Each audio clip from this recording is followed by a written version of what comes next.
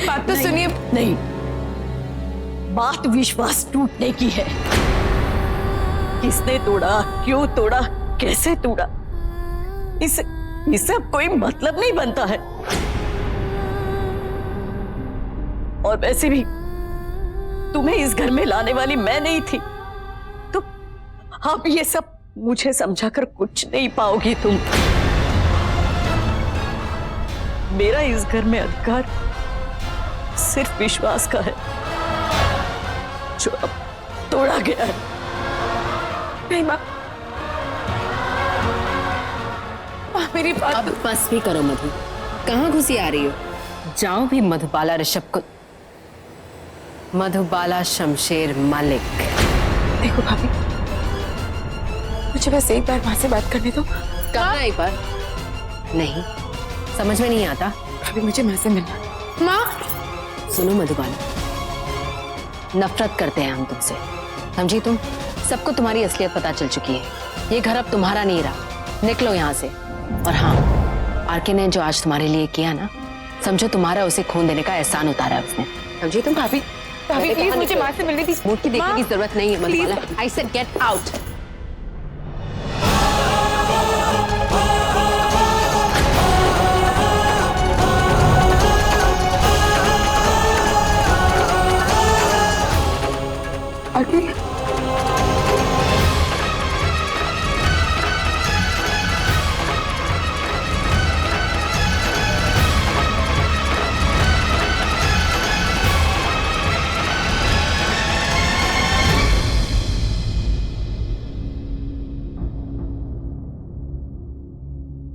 बीवी, मेरे कमरे में जाओ। आरके, तुम बहुत बड़ी गलती कर रहे हो। हाँ आरके, इसकी भोली शक्ल पे मत जा, बहुत ही घटिया किस्म की। आरके, इसका बाप तुम्हें मारने की कोशिश कर चुका है, ये बात तुम भी जानते हो, और तुम फिर भी सीढ़ियों से चढ़कर ऊपर राइट में कमरा पहला मेरा है। नॉक करने की जरूरत नहीं क्योंकि मैं यहाँ हूं। आरके, तुम पागल हो गए हो क्या? बीवी, तुम्हें कमरे में जाना होगा क्योंकि कमरा चलकर नीचे नहीं आएगा। मैंने कहा जाओ, बैग यहीं छोड़कर जाओ।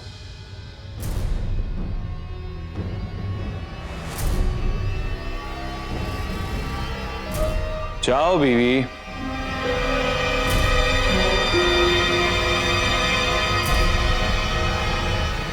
अरे ये पागल हो गया है। अरे आरके, इसके भोले चेहरे पर मत जा, इंसान ये बिल्कुल ही। 2 बार आके 2 बार इसके बाप ने तुम्हें मारने की कोशिश की थी। हो सकता है इन कोशिशों में ये भी शामिल हो। तुम कैसे इसे? बीवी, कमरे में जाओ अभी। आरके, समझने की कोशिश करो। अगर ये लड़की इस घर में रही तो तुम्हारी जान को दोबारा खतरा हो सकता है। बाप तो कोशिश करके तुम्हें मार नहीं सका, हाँ बेटी तुम्हें जरूर मार देगी। बीवी, कमरे में जाओ अभी।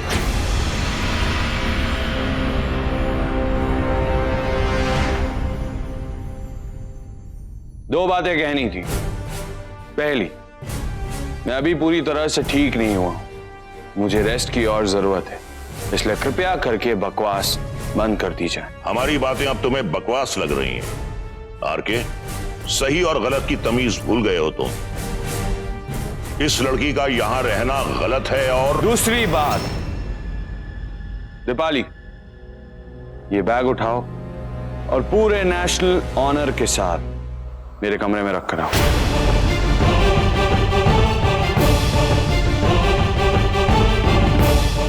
क्या क्या कहा तुमने? एक बार फिर से बोलूं, ये बैग उठाओ, मेरे कमरे में रख कर आओ। Forget it, मेरी लाश ही ये बैग उठाएगी। गलत डायलॉग। लाश बैग उठा ही नहीं सकती। तुम्हें खुद जिंदा रहते हुए इस बैग को मेरे कमरे में रख कर आना होगा।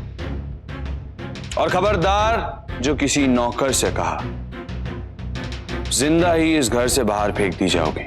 आरके, तुम मुझे कह रहे? तीसरी बात, तुमने कहा था कि तुम 2 बातें बोलोगे। ओवर स्मार्ट, ये दूसरी ही कोई बात है।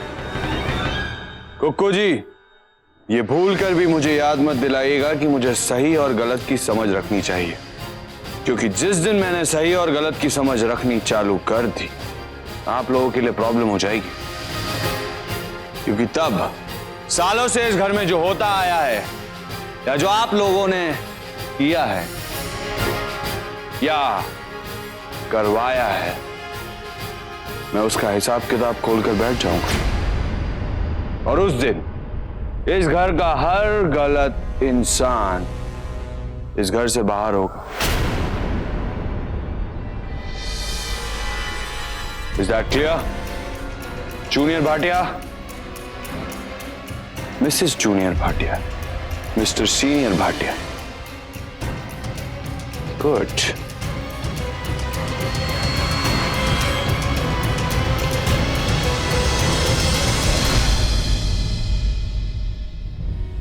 Mrs. Junior Bhatia, bag, fast.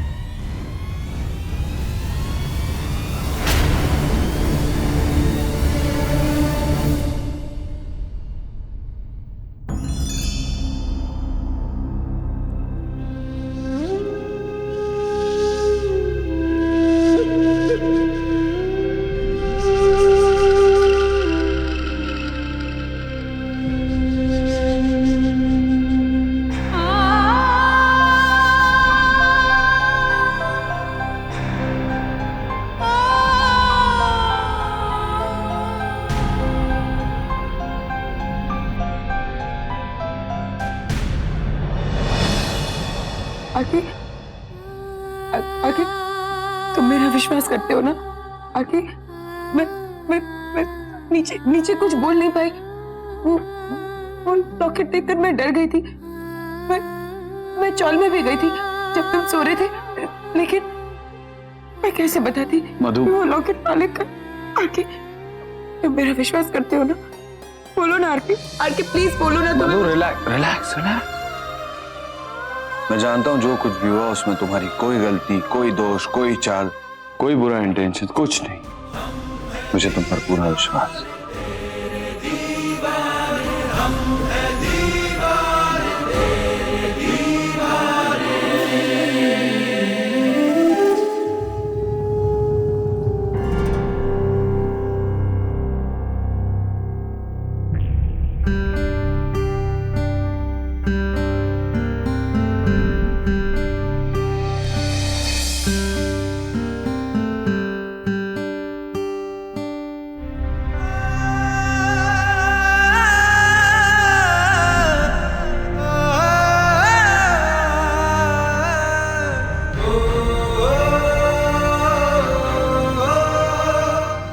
Madhu, it's okay.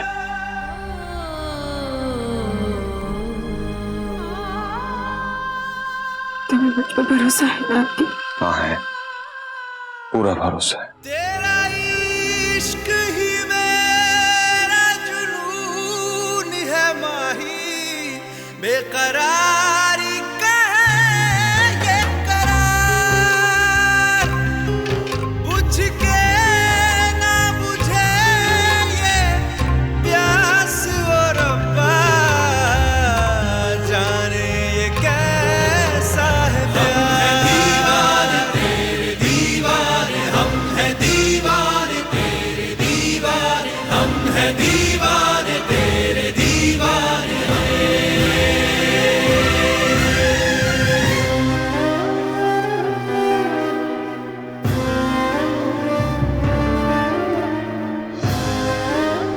तुम पानी पियोगी?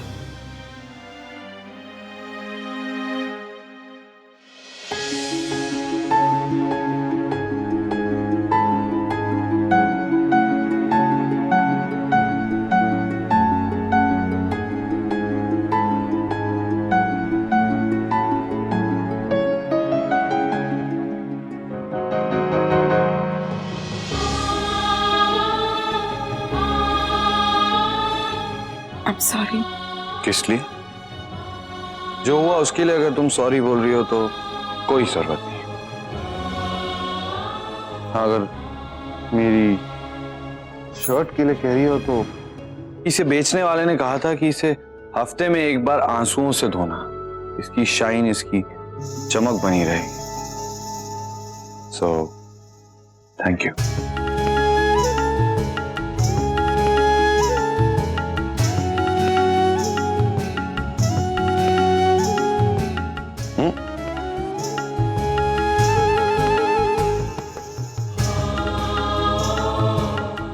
मधु, तुम यहीं रहना जब तक सब कुछ ठीक ना हो जाए। थैंक्स।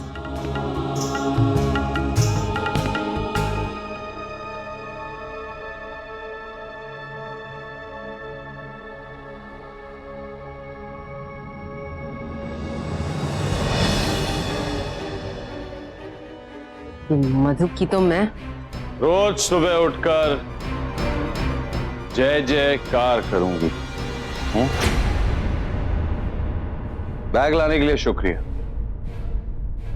नीचे रख सकती।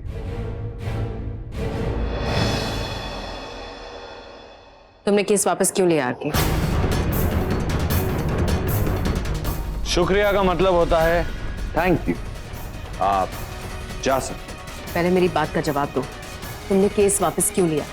ये बात साबित हो चुकी है कि मलिक ने ही तुम पर। आसमान नीला क्यों है, गुलाब में खुशबू क्यों है, और तुम्हारी इन आंखों में गंदी सी घिनौनी सी चमक क्यों है कोई जवाब? नहीं। तुम्हें तुम्हारे सवाल का जवाब मिल चुका है कि कुछ सवालों के जवाब नहीं होते। तुम जा सकती हो। Thank you. Get lost.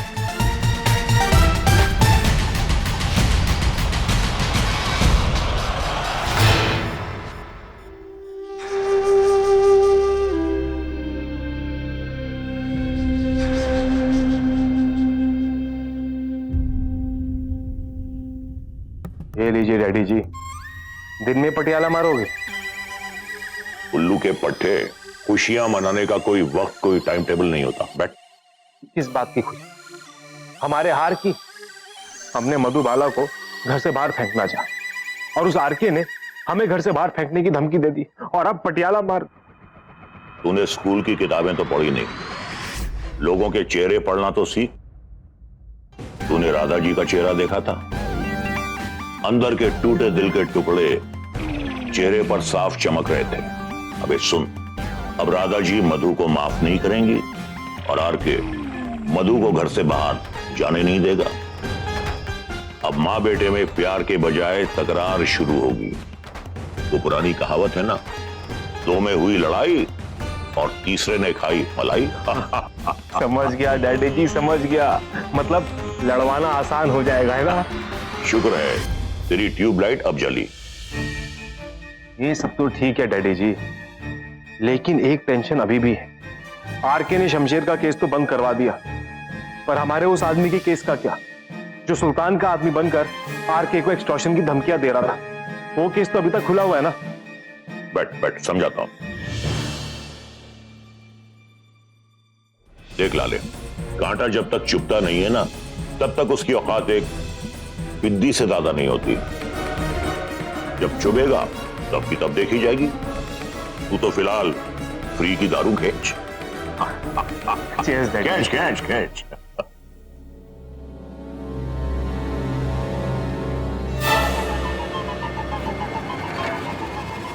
नहीं मम्मी जी, ये कोई आई गई करने वाली बात नहीं है।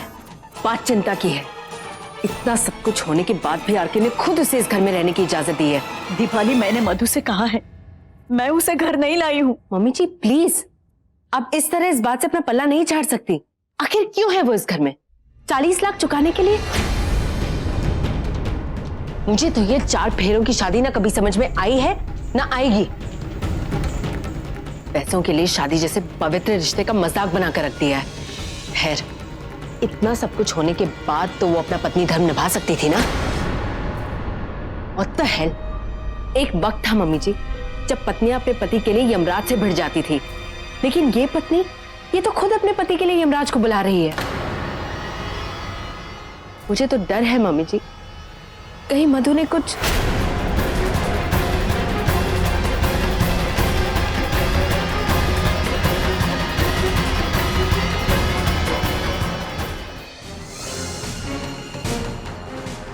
चलिए एक मिनट के लिए कि मान लीजिए कि मधु खुद आगे होकर आरके को नहीं मारेगी, पर उस मलिक की बेटी है वो। मलिक के लिए तो आगे के रास्ते खुल जाएंगे ना। वो तो कभी भी मौका पाकर आरके को खत्म करने की कोशिश कर सकता है या नहीं। और आरके ने तो केस भी क्लोज कर दिया है। अपने ही हाथों अपने सबसे बड़े दुश्मन को आजाद कर दिया है उसने। अम्मी जी, भगवान ना करे अगर आरके को कुछ हो गया तो अपने आप को माफ कर पाएंगी आप? जी पाएंगी ये सोचकर कि आरके की जान बचा सकती थी लेकिन नहीं बचा पाई। रिशु, रिशु कहाँ है?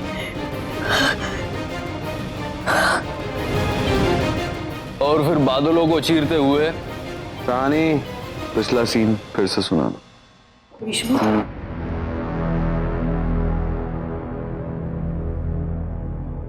सानी, पिछला सीन। सानी जी, माफी चाहती हूँ। मुझे अभी मुझे मेरे बेटे के साथ बात करनी है, अकेले में। जी जी बिल्कुल। मैं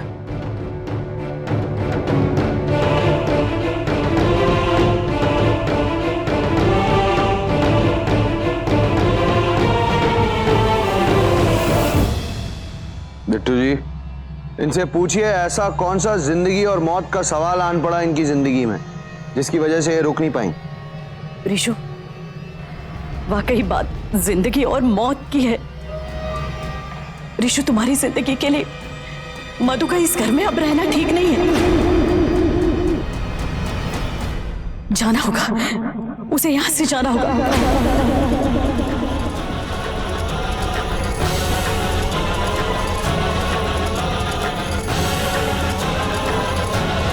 रिशु, उसने सबके सामने माना तुम पर हमला करने वाले उसके अपने पिता हैं, और फिर भी उसने बताया नहीं हमें। अपने पिता को बचाना तुम्हें बचाने से ज्यादा जरूरी लगा उसे। मैं ये नहीं कहती कि वो गलत इंसान है, लेकिन उसकी एक गलती की वजह से तुम्हारी जान जा सकती है। रिशु, अब मैं तुम्हारी जिंदगी खतरे में नहीं डालना चाहती, क्योंकि अगर कुछ हो गया तो सबसे पहले मधु का नाम ही दिमाग में आएगा। क्यों नहीं हमने उसे घर से बाहर निकाला? इस क्यों से पहले मुझे फैसला लेना है, क्योंकि मैं जानती हूं तुम मेरी कोई बात मान ही नहीं सकता, लेकिन मैं तुम्हें खो नहीं सकती। जिंदगी में एक बार तुमसे कुछ मांगूंगी, उसके बाद कुछ नहीं बेटा। अब कुछ बर्दाश्त करने की हिम्मत ही नहीं रही है मुझ में। रिशु, तुम्हारे गलत फैसले की वजह से क्या? क्यों? गलत फैसले लेने का हक सिर्फ आपको है। मेरा फैसला गलत दिख रहा है। 14 साल पहले जो आपने फैसला लिया था उसका क्या? वो भी तो गलत था, उसका कोई पछतावा नहीं। कहाँ है वो ये आपका गलत फैसला, और इस गलत फैसले के साथ जुड़े 2 और गलत फैसले। 14 साल आपकी मेरी कोई बात नहीं हुई, मैंने कुछ नहीं कहा। अब आपकी बारी है। आप मेरी बीवी के इस घर में रहने के, आपकी नजर के गलत फैसले के खिलाफ कुछ नहीं कहेंगे। तो अब अगले 14 सालों तक आप चुप रहेंगी और मुझसे कुछ नहीं कहेंगी।